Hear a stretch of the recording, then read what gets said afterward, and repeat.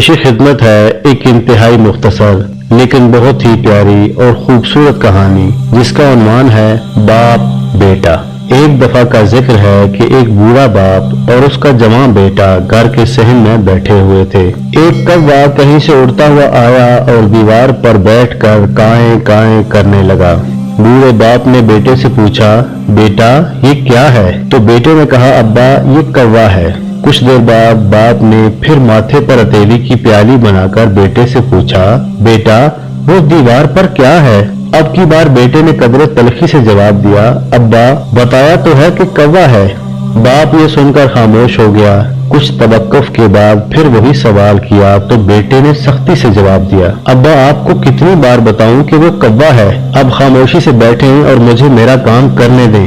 ये सुनकर बाप की आंखों में आंसू तैरने लगे और उसने ठंडी आह भरकर बेटे से कहा, बेटा शायद तुम्हें याद ना हो, तुम छोटे से थे।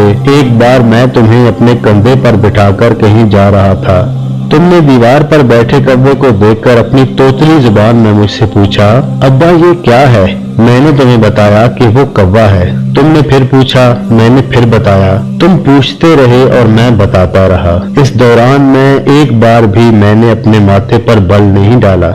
आज मैंने चाहा कि वक्त के इस मोड़ पर अपनी याद को ताज़ा करूं और दानिस्ता तुमसे सवाल करके तुम्हारे सब्र का इम्तिहान लिया, मगर तुम तो मेरे तीसरी बार पूछने पर ही तंग आ गए। इसीलिए तो सियाने कहते हैं कि बाप कहलवाना बहुत मुश्किल है। तुम बाप बनोगे तो तुम्हें इस हकीकत का अदराक होगा।